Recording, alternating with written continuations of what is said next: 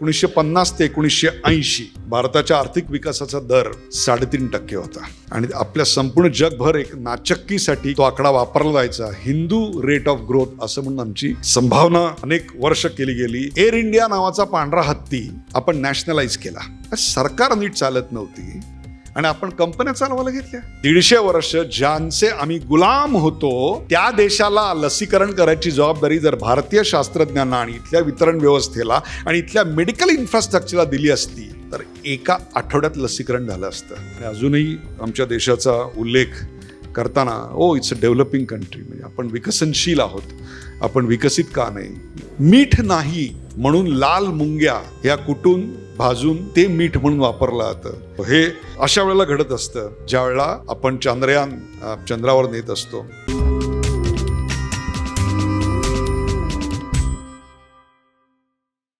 हा विषय मी का निवडला असा एक प्रश्न तुम्हाला सगळ्यांना पडणं स्वाभाविक आहे आणि तो मी आधी तुमच्यासमोर मांडला पाहिजे. याचं कारण एका विलक्षण अशा काळात आपण सगळेजण जन्माला आलो. This is the most exciting time we are born. मी जेव्हा मागे वळून पाहतो तेव्हा लक्षात येतं की 100 वर्षापूर्वी आपल्याकडे पहिलं महायुद्ध साधारणतः झालं असं आपण धरलं तर त्या पहिल्या महायुद्धात विमानं वापरली गेलेली नव्हती. त्याच्या आधी 50-1 वर्ष आपल्याकडे 1857चं स्वातंत्र्याचं युद्ध झालं. त्यात उखळी तोफा किंवा आत्ता ज्याला आपण गावठी कट्टे म्हणू अशा स्वरूपाच्याच बंदुका वापरल्या गेलेल्या होत्या. 35-1 वर्षापूर्वी आपल्याकडे गुगल नव्हतं, SMS नव्हते, अर्थात त्यामुळे व्हॉट्सॲपही नव्हतं. लोकांना एकमेकांना भेटायला खूप वेळ असायचा. फॉरवर्ड नावाची गोष्ट आयुष्यात नव्हती किंवा फॉरवर्ड हे स्वतःचंच क्रिएशन आहे असंही वाटायचं त्या काळात. काही हे नव्हता. त्यामुळे याला किती लाईक मिळाले, त्याला किती लाईक मिळाले याच्यावर काही कोणाची लोकप्रियता ठरत नव्हती. परवा खरं आहे की नाही मला माहीत नाही, आपण सांगू शकाल, कोल्हापुरातल्या एका कुस्तीच्या आखाड्यावर एक मरतुकडा पैलवान आणि एक सशक्त ताकदवान असा पैलवान दोघांची कुस्ती झाली आणि त्याच्यात जो मरतुकडा पैलवान होता तो अर्थातच मिनिटभरात त्याचा पट काढला गेला आणि तो चीत झाला. त्याची पाठ जमिनीला टेकली, सगळेजणी जल्लोष केला. तो पंच पुढे आले, त्यांनी त्या मरतुकड्या पैलवानाचा हात हातात घेतला आणि तो जो सशक्त ताकदवान पैलवानाचा हात होता तोही हातात घेतला आणि त्यांनी आता सगळेजण बघत होते की सशक्त पैलवानाचा हात वर केला जाईल. पण बघतो तर काय, त्या मरतुकड्या पैलवानाचा हात वर केला गेला. सगळ्यांनी त्याला थांबवलं. अरे तो तर जिंकलेला होता, तू ह्याचा कसा काय हात वर करतो? तो म्हणतो तो जिंकला ठीक आहे, पण लाईक्स याला सर्वात जास्त मिळालेले आहेत. त्यामुळे हे सगळं तंत्रज्ञान आलं. हे सगळं 25-30 वर्षापूर्वी आपल्याकडे नव्हतं. याच्यावर नव्या पिढीचा विश्वास बसत नाही. आजही माझी आई कोणाला पैसे द्यायचे असतील तर चेकनी पैसे देते.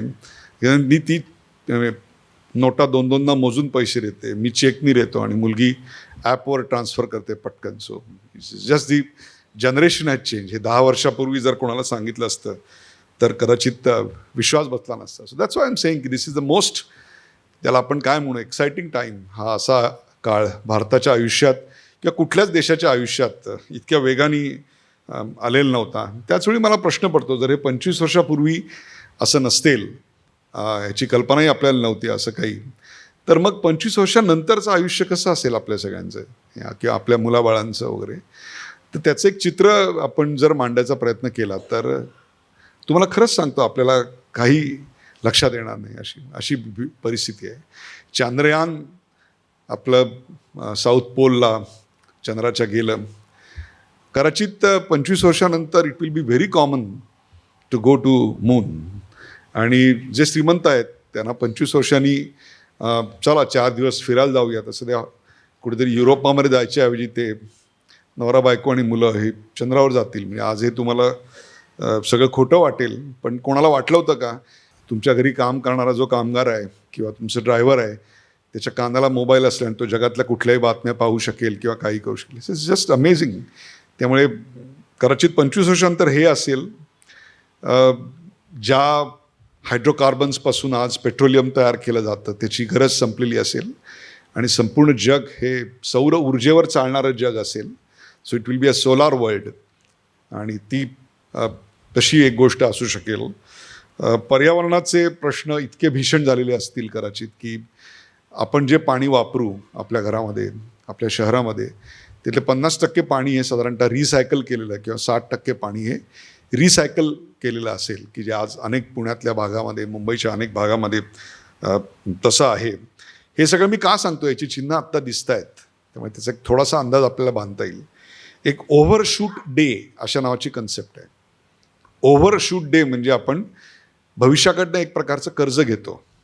निसर्ग आपल्याला जे देतो दरवर्षी विविध स्वरूपामध्ये, ते आपण इतकं ओरबाडून घेतोय की 31 डिसेंबरपर्यंत जे रिप्लेनिश होणार आहे, जे आपल्याकडे आहे ते 31 डिसेंबरपर्यंतच वापरलं पाहिजे ना.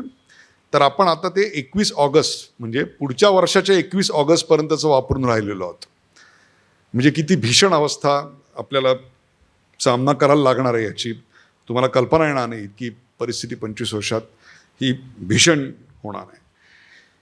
हे एकमेव शतक असं आहे किंवा दशक असं आहे की ज्याच्यात बदल ही गोष्ट इतक्या वेगानं घडते आहे की जणू काही बदलासाठीच आपण किंवा बदल पाहण्यासाठीच आपण जन्माला आलो आहेत. आणि हे बदल इतक्या वेगानं घडतात की त्याच्याकडे कसं लक्ष द्यावं असा एक प्रश्न पडलेला आहे. हे सगळं मी तुम्हाला अशा करता सांगतोय की यापूर्वी आपण समजा 5,000-5,500 वर्ष पृथ्वीवर आहोत असं मान्य केलं ढोबळ मनाने, तर कुठल्याही समाजाला इतक्या प्रचंड मोठ्या वेगवान बदलांना तोंड द्यावं लागलेलं नव्हतं. So we are perhaps the first generation की ज्यांनी हा सगळा प्रवास पाहिलेला आहे. म्हणजे जी आत्ता 50ची पिढी आहे त्यांनी ट्रंक कॉल त्या काळात केलेले आहेत आणि आता मोबाईल फोनवरून आपण कुठेही जगात कॉल करू शकतो, व्हिडिओ कॉल्स करू शकतो. So this is amazing.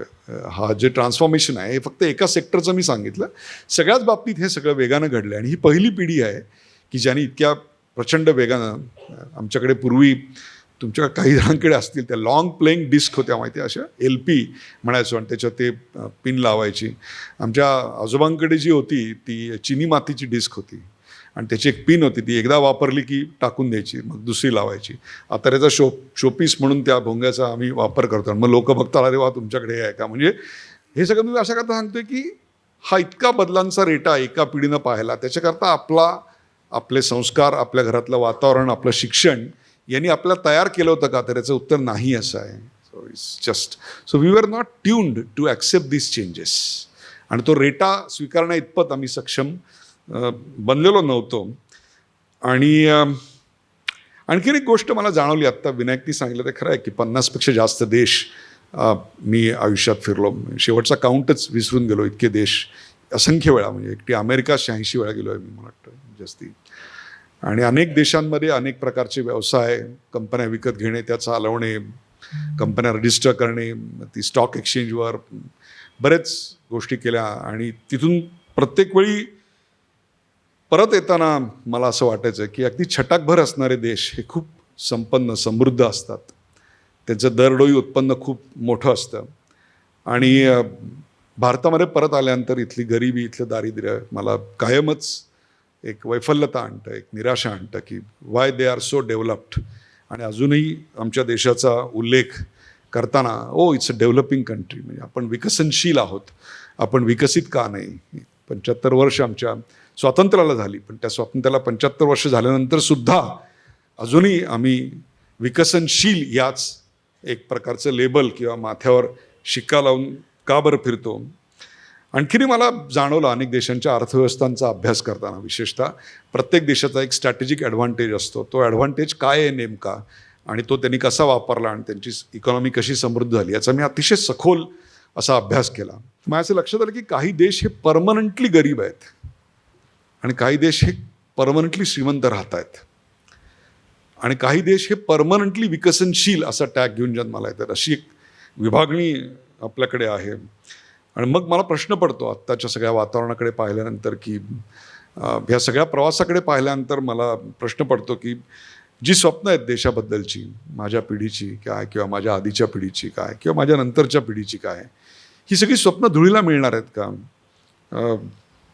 म्हणजे वर्षानुवर्ष आम्ही चुकीच्या पॉलिसीज, चुकीची धोरणं, चुकीची माणसं, चुकीच्या प्रायोरिटीज आणि समाजाला काही माहितीच नसणे म्हणजे त्याची जाणीवच नसणे, आपला विकास नेमका कशात आहे आणि कुठल्या गोष्टींकरता आपण आग्रही राहिलं पाहिजे याची जाणीव नसणाराच एक मोठा वर्ग आपल्याकडे दरवर्षी असतो का? या सगळ्यांनी विशेषतः निवडणूक तज्ज्ञ किंवा निवडणुकीचा अभ्यास करताना मला असं एक कधी कधी जाणवतं आणि मग एक वेगळा विचार मनात येतो की हेच आमचं भागधेय आहे का? हीच आमची ललाटरेखा आहे का? आर वी गोइंग टू म्हणजे 1947 साली जेव्हा भारतीय स्वातंत्र्याला 100 वर्ष पूर्ण होतील तेव्हासुद्धा आम्ही स्टील वर्क इन प्रोग्रेस ज्याला आपण म्हणतो, अरे हे अजूनही विकसनशीलच आहेत, म्हणजे हे कधी विकसित असे बनणार नाही का, असा एक प्रश्न मला पडतो. आणि मग मी याचा एक डिटेल्ड अभ्यास चालू केला आणि त्याच्यातनं काही ठाम मतं बनवली, काही मॉडेल्स तयार केली आणि मला असं वाटलं की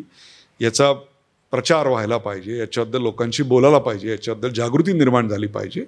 म्हणून गावोगावी जाऊन अशा प्रकारची व्याख्यानं मी देत असतो. याचं कारण मला असं वाटतं की हा जो काळ आहे किंवा पुढची 25 वर्ष आहेत ती या देशासाठी मागच्या 5000 वर्षाच्या इतिहासातली सर्वात महत्त्वाची वर्ष आहेत. And that is so important की त्याचं महत्त्व कोणत्याही शब्दात अधोरेखित करता येणार नाही, इतकी महत्त्वाची आहेत. म्हणजे कसं असतं माहिती आहे का की तुम्ही सगळ्यांनी लॉन टेनिस पाहिलं असेल किंवा क्रिकेट पाहिलं असेल. चला क्रिकेटचं उदाहरण घेऊ. शेवटचा बॉल टाकायला असतो, शेवटची विकेट खेळत असते आणि 4 किंवा 6 रन जिंकायला हवे असतात आणि तो जेव्हा बॉल टाकायला येतो आणि त्या बॅट्समनच्या बॅटीकडे आणि त्याच्या नजरेकडे सगळ्यांचं लक्ष असतं की how is going to hit the ball, तो बॉल कसा मारणार आहे. जर त्यांनी तो व्यवस्थित मारला तर चौकार मिळणार आहे, षटकार मिळणार आहे आणि मॅच आणि विश्वचषक आपल्या हातात येणार आहे. पण जर तो बॉल मारायला चुकला तर त्याची विकेट जाणार आहे किंवा त्याला चौकार नाही मिळाला तर आपण ही मॅच हरणार आहोत. तो जो एक स्ट्रॅटेजिक ॲडव्हान्टेजचा, तो जो एक निर्णायक क्षण असतो, त्या निर्णायक क्षणाला 25 वर्ष आहेत आपल्या हातात आणि म्हणूनच ते सगळं आपल्यासमोर मांडण्याकरता मी उभा याचं कारण हा सगळा काळ जो आहे या देशासाठी पुनर्रचनेचा, पुनर्मांडणीचा आणि पुनर्निर्मितीचा काळ आहे. This is where we need to rebuild, reshape, restructure the entire country and we have just 25 years. 25 वर्ष फक्त आपल्या हातात आहेत. मी जेव्हा मागे वळून पाहतो तेव्हा बालपणातल्या 2 घटना मला अतिशय ठळकपणे आठवतात. माझा जन्म एका शिक्षक दाम्पत्याच्या कुटुंबात झाला आणि आय एम व्हेरी प्राऊड की माझे आई वडील हे शिक्षक क्षेत्रात होते आणि मला अतिशय उत्तम शिक्षक आयुष्यात मिळाले.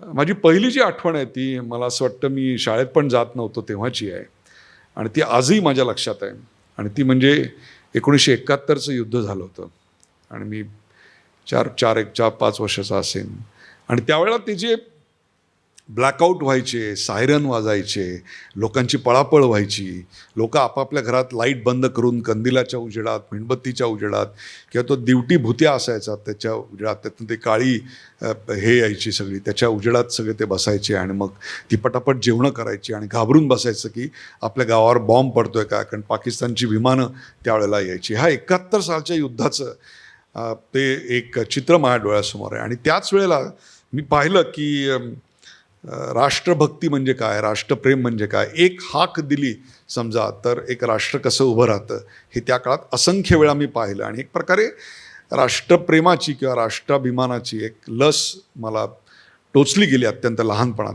दुसरी आठवण आहे त्यावेळेला मी शाळेत जात होतो आणि लहानपणापासून वाचनाची आवड असल्यामुळे रोज घरी येणारे 7-8 पेपर्स अतिशय बारकाईने वाचायचो आणि त्यावेळेला आणीबाणी नावाची गोष्ट काय आहे ती मी अनुभवली 1975 साली आणि त्यावेळची अनेक कात्रणं आजही माझ्याकडे काढून ठेवलेली आहेत. Wien the emergency was declared त्या दिवशी इंडियन एक्सप्रेसची हेडलाईन काय होती, टाइम्स ऑफ इंडियाची हेडलाईन काय होती, लोकसत्तेची हेडलाईन काय होती, अग्रलेख काय होते आणि त्याच्यानंतर कसे अग्रलेख गायब झाले वगैरे वगैरे. मग हा सगळा जो भाग आहे हा मी अत्यंत जवळून पाहिला. त्याच्यामुळे माझा जगाकडे, भारताकडे, स्वतःकडे बघायचा दृष्टिकोन लहानपणी त्याच्यात खूप मोठा फरक पडला. आणि सर्वात महत्त्व जगात कशाला असेल तर ते लोकशाहीला आहे हे माझ्या मनावर लहानपणी बिंबलं आणि त्याचा परिणाम असा झाला की मी जगातल्या कुठल्याही भागामध्ये काम केल्यानंतर हे तत्त्व कायम डोळ्यासमोर ठेवलं की it's not me, it's about we. फक्त मी नाही तर आपण सर्वजण हे कलेक्टिव्ह फोर्स निर्माण करायची जी क्षमता असते ती या डेमोक्रेसीच्या विचारातून आली. आणि डायनॅस्टी ज्याला आपण म्हणतो, घराणेशाही, त्याच्याविषयीची एक तीव्र घृणा मनामध्ये तेव्हाच निर्माण झाली की अनेक समस्यांचं मूळ हे या घराणेशाहीच्या विचारामध्ये आहे किंवा लांगुल चालनामध्ये आहे. लांगुल चालन करण्याने या देशातल्या अनेक समस्या निर्माण झाल्या आहेत, ही ठाम विचारधारा तेव्हापासून आली. आणि मग त्यानंतर व्यवसायाच्या निमित्तानं, नोकरीच्या निमित्तानं अनेक देशातला जगातला प्रवास घडला. आणि त्या प्रवासात मगाशी मी सांगितलं ते प्रश्न पडत गेले की हा देश हा असा का, आणि इतर अनेक छोटे छोटे देश इतके श्रीमंत संपन्न झाले, तिथल्या सामान्य माणसाचं आयुष्य, त्याचे जीवनावश्यक गोष्टींचे संघर्ष हे आपल्यासमोर अक्षरशः नगण्य आहेत.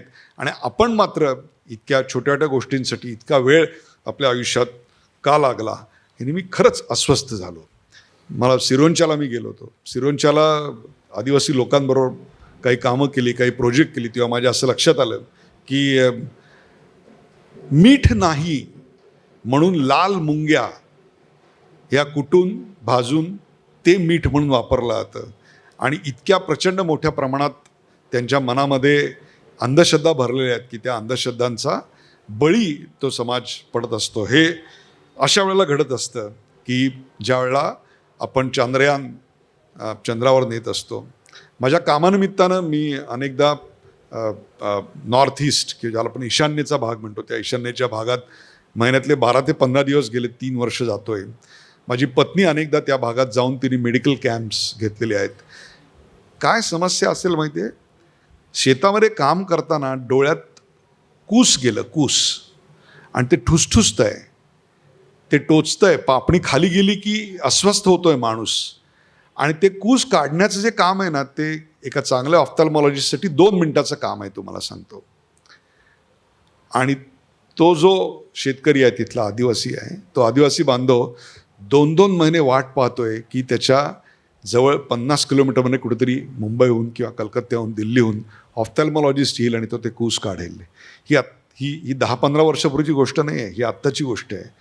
2-3 वर्षापूर्वी ही गोष्ट आहे. माझ्या पत्नीला मी विचारलं, ती पहिल्यांदा गेली तेव्हा ठीक आहे, पण नंतर दर 2-3 महिने जायला लागली तेव्हा म्हटलं की व्हाय, तर ती म्हटली की इथल्यापेक्षा तिथली जी गरज आहे आणि ती जी वेदना आहे ती अस्वस्थ करते, की डोळ्यातलं कूससुद्धा काढायला माणूस नाही. हे सगळं पाहिल्यानंतर मला असं वाटलं की ज्या क्षेत्रावर आपण स्वातंत्र्य मिळाल्यानंतर भर द्यायला पाहिजे होता, ती क्षेत्र खरोखरच आम्ही त्याकडे दुर्लक्ष केलं का? आणि दुर्लक्ष केलं असेल तर ते अक्षम्य आहे. कारण स्वातंत्र्यानंतरच्या 7 दशकांनंतर खरोखरच काही भाग हा विकसित आणि काही भाग हा इतका मागास की तो आपल्या देशाचा भाग आहे असं सुद्धा वाटू नये. म्हणजे आम्ही एक प्रकारे चुकीची दैवतं, चुकीच्या पॉलिसीज, चुकीच्या प्रायोरिटीज, प्राथमिकता, हे सगळं आमचं चुकत गेलं की काय? आणि मग हे जर चुकत गेलं असेल तर त्याला जबाबदार कोण? मग त्या जबाबदार असणाऱ्या माणसांना हातात सत्ता द्यायला जबाबदार कोण? मग कोणत्या मानसिकतेतनं हे सगळं मतदान झालं? या सगळ्याचा मी अभ्यास करत गेलो. आणि मग नंतर जेव्हा डॉक्टरेट केली तेव्हा जवळपास 2/3 भारत आणि त्याची सगळ्या गोष्टी पालथ्या घातल्या. अनेक लोकांशी बोललो, तुम्ही मतदान का करता, कसं करता, त्यावेळी मानसिकता काय असते. आणि तेव्हा माझ्या असं लक्षात आलं की there is something which is called as collective wisdom. एक सामूहिक अशी विचारशक्ती असते आपल्याकडे की जी वैयक्तिक पातळीवर आपल्याला जाणवत नाही.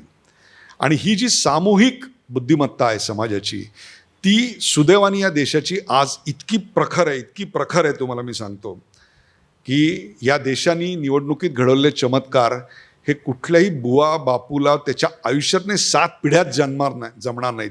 कुठल्याही विकसित देशाला जमणार नाहीत. इतक्या प्रचंड मोठ्या प्रमाणावर या समाजाने अशिक्षित, अडाणी वाटणाऱ्या या घडवलेल्या आहेत. आणि मी ते पाहून अक्षरशः स्तिमित झालो. त्या सामान्य जनतेच्या मनामधल्या ज्या भावना आहेत त्याची, या देशाबद्दलची, स्वतःच्या विकासाबद्दलची, स्वतःच्या आयुष्याबद्दलची, स्वतःच्या पुढच्या पिढीच्या बद्दलची जी स्वप्न आहेत ती मी स्वप्न पाहिली. आणि तुम्हाला सांगतो मी स्तिमित झालो. आणि या देशाच्या भविष्याविषयी मला एक प्रकारची खात्री बाळगायला लागली की yes, collectively this country can do something. आणि याचे पुरावे माझ्याकडे पुढे नंतरच्या काळात अनेकदा अनेकदा आले. मी तुम्हाला उदाहरण देतो या परदेश प्रवासात काय काय पाहिलं याची. आपण एक 2-3 उदाहरणं वेळेच्या अभावी फक्त 2-3 उदाहरणं सांगतो. जर्मनी हा देश आहे. साधारणतः कर्नाटक हे तुम्ही डोळ्यासमोर आणा बाजूचं. कर्नाटकाची जी साईज आहे किंवा त्याची जे लोकसंख्या आहे त्याच्याशी मिळतं जुळतं आहे असं आपण म्हणूया. मी उगीचच नॉन कम्पेरेबल असं काही मी घेत नाही. परंतु ह्या जर्मनीला दुसऱ्या महायुद्धात धुळीला मिळूनही आज जगातली सर्वात मोठी टेक्नॉलॉजिकल पॉवर कुठली असेल, ऑटोबान म्हणजे जे रस्ते आत्ता गडकरी आपल्याकडे थोडेफार बांधतायत ते त्यांच्याकडे 60च्या दशकात बांधले गेले. आणि seamless growth of the nation ज्याला आपण म्हणतो की फटफट फटफट करत it became one of the largest technology leader in the world. आज सर्वात प्रिसिजन काही बनवायचं असेल, मग ती कुठली गाडी असेल, कुठलं घड्याळ असेल, काही असेल तरी Germany is one of the top. तेच मी अमेरिकेत जातो तेव्हा पाहतो, तेव्हा 400 वर्षापूर्वी ज्या देशात फक्त स्थलांतरित आले तो देश आज जगातली एक आर्थिक महासत्ता आहे, इन्फॉर्मेशन टेक्नॉलॉजीची महासत्ता आहे, मिलिटरीची जगातली सर्वात मोठी पॉवर आहे, इतकी की 50 वेळा जगाला उद्ध्वस्त करू शकेल इतकी अण्वस्त्र यांच्याकडे आहेत. आणि हे सगळं त्यांच्याकडे बाहेरून आलेलं आहे. मग हे त्यांच्याकडे का? म्हणजे जर्मनीमध्ये आपल्याकडच्या ज्या सगळ्या कंपन्या आहेत, बायर म्हणा, या सगळ्या कंपन्या मी जर्मनीमध्ये पाहिल्या. त्या जर्मनीत तयार होतात, सगळ्या त्याची फॉर्म्युलेशन्स तयार होतात, त्याच्यावर रिसर्च होतं. मग मला एक नेहमी प्रश्न पडतो की मग जर जर्मनीला हे जमलं तर मग कर्नाटकाला का नाही जमलं? म्हणजे what was wrong in Karnataka? ज्या बँगलोरमध्ये आज 4 महिला ज्या गृहिणी वाटतील चित्र पाहिल्यानंतर, त्या महिला जर यान एक नेऊ शकतात आणि दक्षिण पोलावर नेऊन ते अतिशय व्यवस्थित उतरवू शकतात, अलगद एखाद्या बाळाला पाळण्यात ठेवावं तसं इतक्या ममतेनं ते व्यवस्थित लँड होतं, तर मग आत्तापर्यंत जर्मनीचे आकडे आणि कर्नाटकाचे आकडे हे कम्पेरेबल का वाटत नाहीत? मग तिथला जो स्टँडर्ड ऑफ लिव्हिंग आहे, ह्युमन डेव्हलपमेंट इंडेक्स आहे, मग तो कम्पेरेबल, म्हणजे त्यांची काही तुलनासुद्धा करता येणार नाही, एका ब्रॅकेटमध्ये सुद्धा नाही. म्हणजे ते जर काय म्हणू आपण ज्याला डिस्टिंक्शननी पास असतील तर आपण कर्नाटक त्याच्या फर्स्ट क्लासमध्ये पण नाही, आपण जेमतेम पास क्लास किंवा त्याच्या खाली आहोत. हे पाहिल्यानंतर मला खूप अस्वस्थता आली. आणि विशेषतः आत्ता बँगलोरमधलं यश पाहिल्यानंतर तर ते मला हा कॉन्ट्रास्ट जो आहे तो खूप, ही जी विषमता आहे, ही विसंगती मला खूप अस्वस्थ करून गेली. आणि म्हणूनच मी सांगितलं की जेव्हा मी हे सगळं पाहतो त्यावेळेला मला असं लक्षात येतं की हा तो मॅच विनिंग पॉईंट आहे. ही जर 25 वर्ष आपण नीट मॅनेज केली नाहीत आणि हा विचारांचा, जे मी आत्ता बोलतोय तुमच्याशी, त्याचा विचारांचा प्रसार जर झाला नाही ना, आपण तसेच राहिलो तर कदाचित ही संधी पुन्हा पुढची 2-5 हजार वर्ष आपल्या आयुष्यात येईल की नाही हे सांगता येत नाही. मी अनेक देशांचा, तुम्हाला खरंच सांगतो, अतिशय बारकाईनं अभ्यास केला, फ्रॉम रॅग टू रिचेस. म्हणजे अक्षरशः धुळीला मिळाला देश, मग तो जपान असेल, जर्मनी असेल, ऑस्ट्रिया असेल, दुसऱ्या महायुद्धामध्ये पूर्णपणे बर्बाद झाला, की अलीकडच्या काळात व्हिएटनामसुद्धा असेल. ह्या देशांनी जी प्रगती केली ती प्रगती ही कुठलाही अपघात नव्हती, लक्षात ठेवा. जर कोणाला असं वाटत असेल ना, वो फ्लूक लागतात ना, म्हणजे असं तसं काही फ्लूक नव्हते हे सगळे. It was not a stroke of luck also. नशीब नव्हतं, त्यामागे एक विशिष्ट धोरण होतं, त्यामागे आपल्या प्राथमिकता होत्या, त्यामागे समस्यांचं आकलन होतं, त्याचबरोबर आपल्यासमोर काय संधी आहेत, काय धोके आहेत, आपले कमकुवत दुवे काय आहेत आणि आपल्या शक्तिमान बाजू काय आहेत याचा अतिशय बारकाईनं केलेला अभ्यास होता. आपल्या देशाविषयीची प्रेम, कळकळ होती, एक प्रचंड देशाभिमान होता. ह्यामुळेच ते देश जर्मनी बनू शकले. मला आठवतं की त्यातल्या मेन्स या जर्मनीतल्या गावी मी गेलो आणि त्याचा जो रेल्वे स्टेशन आहे त्याच्यातनं असं वरती यायला लागतं, बाहेर यायला. आणि वरती आल्यानंतर एक असा मोठा बोर्ड होता, त्या बोर्डवर लिहिलं होतं, आम्ही जगाला छपाई शिकवली. मला इतका ऊर भरून आला की या गावातल्या लोकांना काय अभिमान असेल की त्याच्यामुळे साक्षरता आली, त्याच्यामुळे ज्ञान पोर्टेबल बनलं, त्याच्यामुळे जग बदललं. आणि हे जर्मनीतल्या एका छोट्याशा गावी, मेन्स या गावी 1496 त्याच्या आसपास, मला वाटतं 15व्या शतकाच्या आधीच हा सगळा शोध लागला आणि प्रचंड जगामध्ये उलथापालथी घडल्या. असं एकतरी गाव आपण आत्ता आपल्या देशात दाखवू शकतो का की we change the world completely? तर ते मला खूप अस्वस्थ करतं. हा देश आणि इथली कलेक्टिव्ह विजडम एक प्रचंड मोठा चमत्कार घडवू शकते याच्यावर माझा खरोखरच विश्वास आहे आणि त्या विश्वासाचं उदाहरण मी तुम्हाला देतोय. आणि ते उदाहरण म्हणजे कोरोना. आपल्याकडे एप्रिल ते नोव्हेंबर 2020 साली पहिल्यांदा कोरोना आपल्याकडे आला आणि त्यावेळेला खरी धडकी कोणी भरवली असेल तर ती व्हॉट्सॲप युनिव्हर्सिटीनी भरवली. व्हॉट्सॲपवर जे कुलगुरू जन्माला आले आणि जे प्राध्यापक आणि डीन जन्माला आले ज्ञानाचे, त्यांनी इतक्या असंख्य प्रकारची ज्ञान आपल्याकडे टाकलं की अशक्य वाटेल अशी परिस्थिती आपल्याकडे निर्माण झाली. आणि त्याच्यात भर पडली ती पाश्चिमात्य मीडियाची की ज्यांनी भारताला राईट ऑफच केलेलं होतं. म्हणजे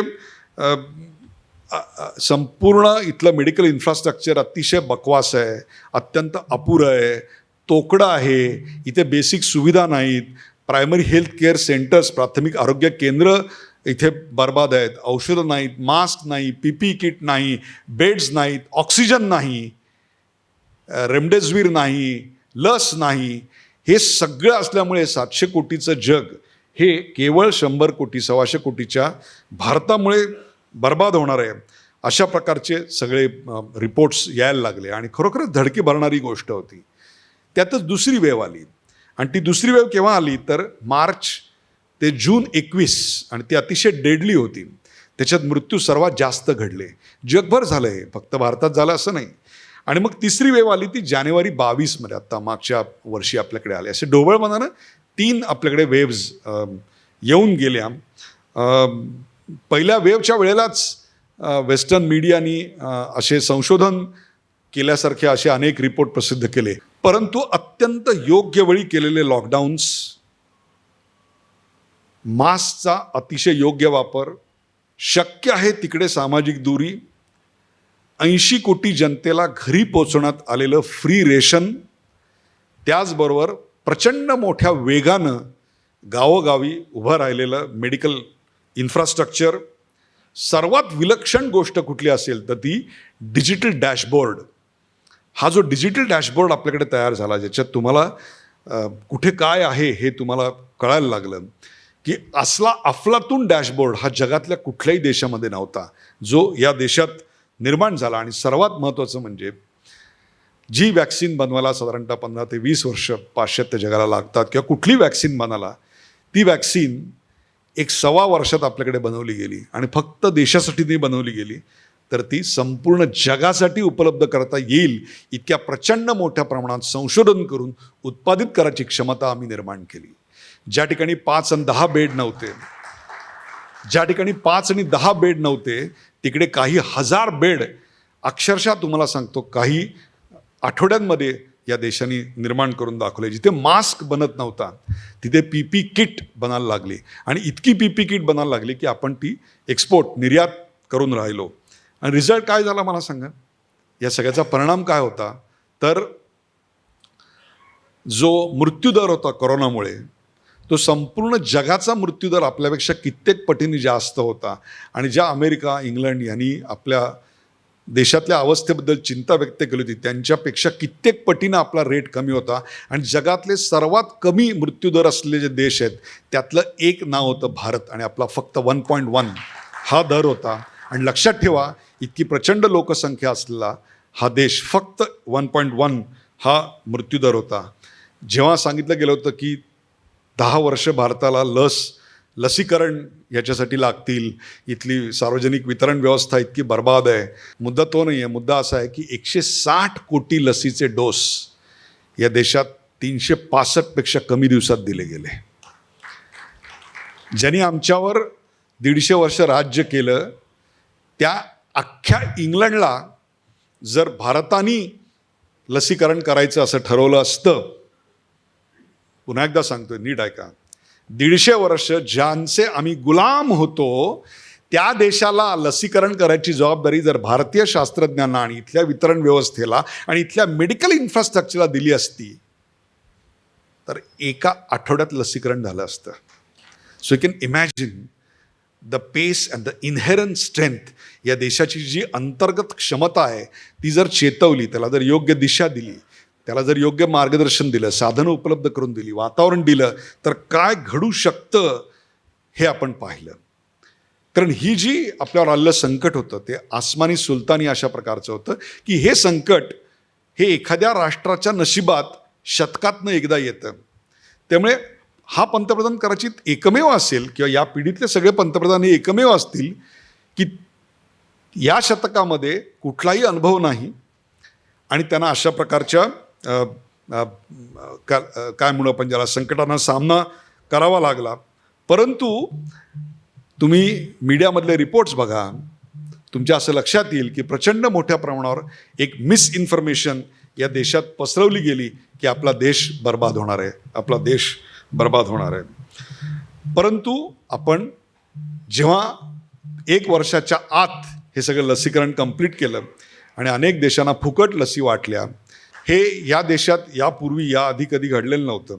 आणि त्या लस निर्माण करणाऱ्या तो जो सायंटिस्ट होता, त्या सायंटिस्टनी 7वीपर्यंत मातृभाषेत शिक्षण घेतलं होतं आणि पायात चप्पलसुद्धा घातलेली नव्हती. आणि तो कुठल्या श्रीमंतांच्या शाळेमधनं वगैरे काही शिकलेला नव्हता. तो ग्रामीण भागातनं अनवाणी पायाने शिकणारा एका पिछडा वर्ग ज्याला आपण म्हणतो त्यातला आलेला असा नागरिक होता. आणि त्यांनी हा सगळा हे केला. म्हणूनच मला या देशातली जी अंतर्गत कणखरता आहे त्याच्यावर आपल्या सगळ्यांच्यामध्ये जी आहे की व्हेन इट कम्स, जेव्हा येतो हल्ला, त्यावेळेला आम्ही इतके चेतून उठतो आणि इतके एक होतो की आमच्यातले भाषा, आमच्यातले अन्न, आमच्यातली संस्कृती यातले सगळे मतभेद एका क्षणी गळून पडतात आणि माणसं एकजीव होऊन एक भारतीय म्हणून उभे राहतात. आणि त्या क्षमतेवर माझा सर्वात जास्त विश्वास आहे. म्हणजे मगाचं जे सगळं विवेचन होतं त्याचं एक अँटीडोट म्हणून तुम्ही याच्याकडे बघू शकता की दिस इज. आणि हे आपण अनेकदा सिद्ध केलं आहे. त्याला करोना हे एक आत्ताचं तुम्हाला समजेल असं उदाहरण दिलं. परंतु हजारो वर्ष या देशावर एक सहज म्हणून परवा आक्रमणं जी किती झाली त्याची एक यादी काढत होतो. म्हणजे पार सिकंदरापासून मोहम्मद बिन कासिम असेल, गझनीचा मोहम्मद सुलतान असेल, बाबर असेल, हे सगळे मंगोल, तैमूर असेल, ते नादिरशाह असेल इराणी, तुम्हाला किती नावं द्यावीत. या सगळ्यांनी या देशाला अनेक वेळा, असंख्य वेळा बर्बाद करायचे प्रयत्न केले पूर्णपणे. आणि ते हे सगळे देश लक्षात घ्या कुठले कुठले आहेत. हे कुठून आले? एक अफगाणिस्तानमधनं आला, एक मंगोलियातनं आला, एक इराणमधनं आला, एक या भागातनंच दक्षिण मध्य एशियामधनं सगळे आले. पुढे मला तारीख निश्चित आठवते, ती म्हणजे 24 ऑगस्ट 1608 या दिवशी ईस्ट इंडिया कंपनीची स्थापना झाली व्यापारासाठी म्हणून दाखवण्याकरता. आणि हातात तराजू, एका हातात तराजू आणि एका हातात तलवार घेऊन ब्रिटिशर या देशात आले. 1757ला प्लासीची लढाई झाली आणि या देशातलं बंडाचं किंवा स्वातंत्र्याचं निशाण खाली पडलं. रॉबर्ट क्लाईव्ह नावाचा एक सितारा उदयाला आला आणि आपण 100% गुलाम बनलो. तिथपासूनचा जो लढा संघर्ष सुरू झाला तो संघर्ष 1947 साली एक प्रकारे 15 ऑगस्टला संपला आणि हा देश असंख्य बलिदानानंतर स्वतंत्र झाला. So what is a historic moment of, खरोखरच एक अतिशय काय म्हणू, ज्याला शतकानुशतकं याची वाट पाहिली गेली. 800 वर्षाची ही परकीयांची गुलामी आणि 150 वर्षाची ही ब्रिटिशांची गुलामी. 1000 वर्षाच्या गुलामीनंतर पहिल्यांदा या देशाला स्वातंत्र्याचा हुंकार श्वास मिळाला आणि त्यातून आपण एक खुली हवा ज्याला आपण म्हणतो, एक आमचा देश, आमचा पंतप्रधान, आमचं निशाण आमच्या हातात आलं. त्यावेळेला जर मी देशाची परिस्थिती पाहिली तर साधारणतः कोटावरती गुलाब आणि आकाशात कबूतर अशा स्वरूपाचं एक रोमॅन्टिक वातावरण आमच्या देशात होतं. आणि 2 मार्ग होते. एक होता 80% भारत, 85% भारत हा खेड्यांमध्ये राहत होता. त्यामुळे खेड्यांना समर्थ करणे आणि एक स्वयंपूर्ण समर्थ खेड्यांनी भरलेला भारत निर्माण करणे हा एक पर्याय. आणि दुसरीकडे जो सोव्हिएट युनियनच्या एका वैचारिक प्रभावातनं आपल्याकडे आला आणि तो म्हणजे Soviet model of big investment, big projects, ज्याला आपण एक केंद्रीभूत नियंत्रण करणारी, एक क्लोज्ड, बंद असणारी अशी एक व्यवस्था. अर्थात त्याचे काही फायदेही होते, निश्चित काही फायदे होते. आपण हा दुसरा मार्ग निवडला आणि या दुसऱ्या मार्गातून प्रचंड मोठे प्रकल्प, प्रचंड मोठ्या गोष्टी आणि इनवर्ड लुकिंग, स्वतःकडे फक्त, आत बाहेर जास्त बघायचं नाही, की मला बाहेरच्यांपासून आपल्याला एक प्रकारे प्रतिबंधित किंवा इन्सुलेट करणारी एक व्यवस्था, एक विचारधारा आपण निर्माण केली. निर्णय काय झाला, रिझल्ट काय लागला?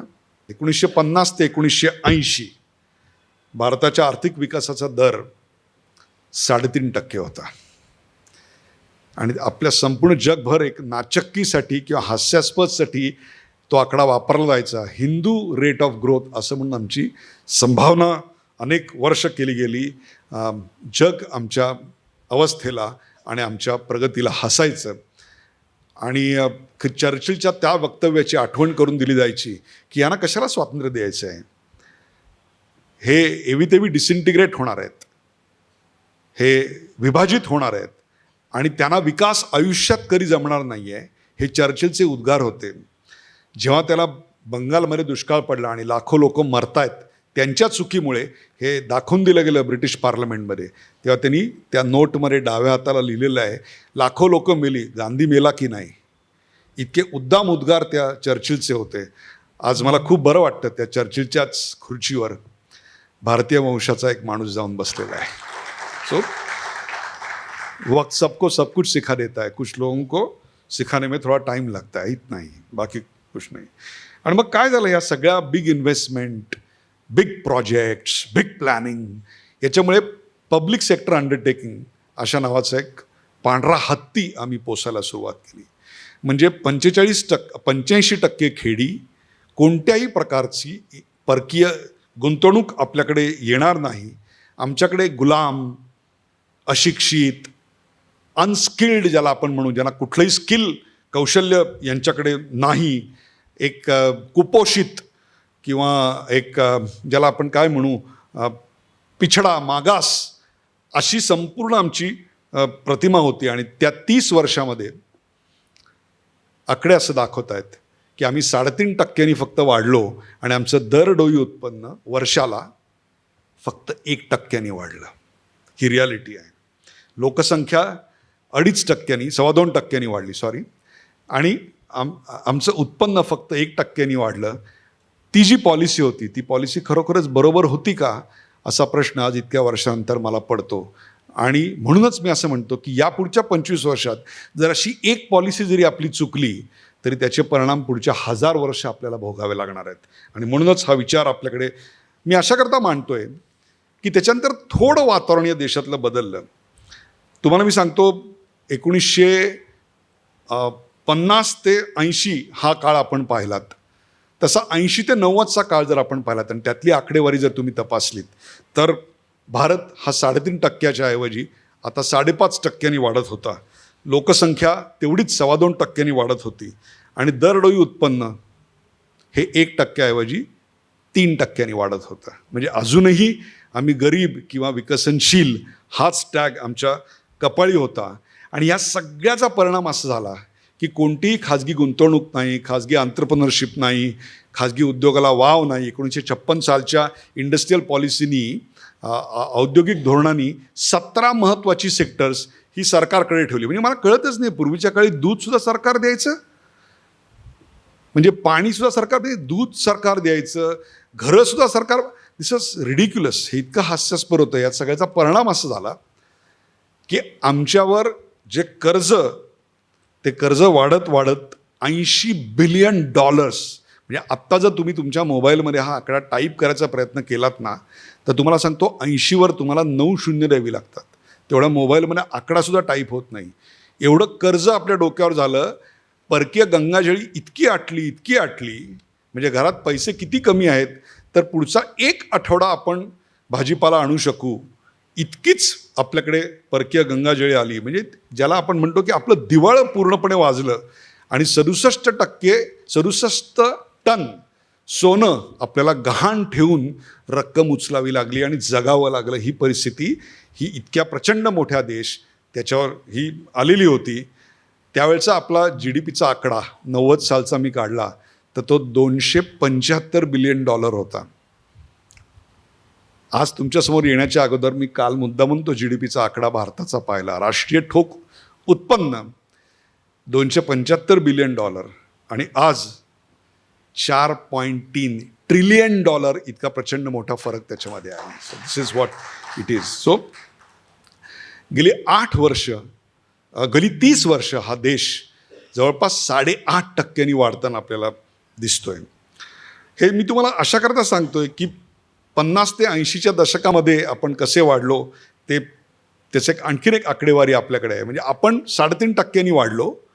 आशियातले देश आहेत जे अगदी भंगार बोगस देश होते ते सुद्धा देश 6.5% वाढले.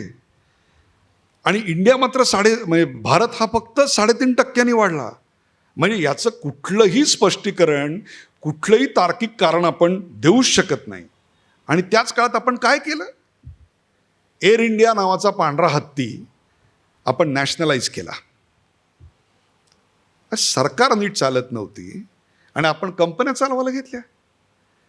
प्रायव्हेट उद्योजक आणायचे, त्याच्याऐवजी सरकारी पैसा त्याच्यात टाकायला सुरुवात केली. म्हणजे आधीच भुकेली तोंड, इतकी प्रचंड मोठी गरिबी, हेल्थ केअर सिस्टीम उभी करायची आहे, आपल्याला शिक्षण उभं करायचं आहे, लोकांसाठी पायाभूत सोयीसुविधा उभ्या करायच्या आहेत आणि आम्ही एअर इंडिया चालवायला घेतली. काय झाला परिणाम मला सांगा?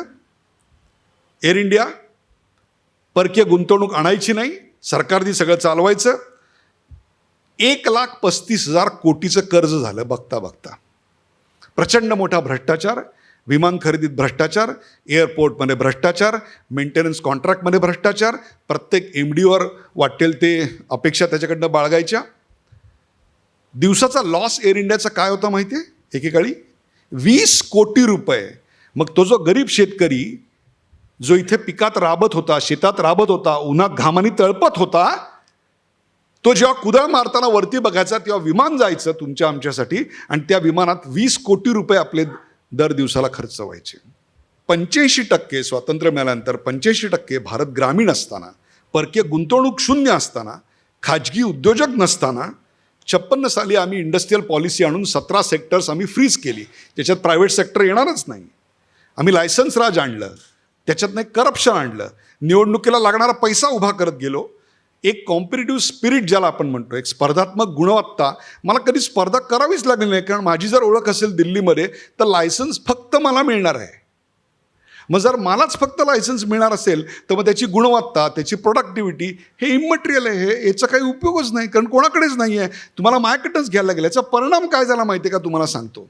बजाज स्कूटर घ्यायला जे ते 60चे आहेत त्यांना माहिती आहे, 3-3, 4-4 वर्ष लोक थांबलेली आहेत. आणि बजाज स्कूटर घरी येणे म्हणजे अक्षरशः तुम्हाला सांगतो म्हणजे स्वामी महाराजांचं दर्शन होण्याइतपत ते कठीण आपल्याकडे दुरापास झालेलं होतं. आणि ती आली की म्हणजे काय घरी उत्सव व्हायचा. आणि ती सुद्धा चालू करायच्या आधी सकाळी फडकं वगैरे मारल्यानंतर अशी तिरकी करायला लागायची, ज्यांना आठवत असेल त्यांना. दिस वॉज द कंडिशन. हे कशाचा परिपाक होता? तर एक प्रचंड मोठा दीर्घकाळ आम्ही लायसन्स राजमध्ये घालवला. त्याच्यामुळे काय झालं? इथली संपूर्ण व्यवस्था कुंठित झाली, ठप्प झाली. परकीय गुंतवणूक आमच्याकडे नाही. आणि या सगळ्यामुळं एक प्रचंड आर्थिक बर्बादी, एक नकारात्मक वातावरण निर्माण झालं, एक पेटल्याचं वातावरण निर्माण झालं. म्हणूनच तो 78 सालचा ये पोलीस स्टेशन है तुम्हारे बाप का घर नाही म्हणणारा दीवारमधला तो जो नायक आहे, तो जंजीरमधला जो नायक आहे आणि दीवारमधला जो लढवय्या आहे, संघर्ष करणारा अमिताभ बच्चन आहे, ते आम्हाला आवडून का गेलं? कारण ते त्या दशकातल्या किंवा त्या आधीच्या दशकातल्या एका संपूर्ण अस्वस्थतेचं प्रतीक होतं. This was the reality. Why this picture were popular? कारण ते त्या 30-40 वर्षांमधल्या रागाचं एक प्रतीक होतं.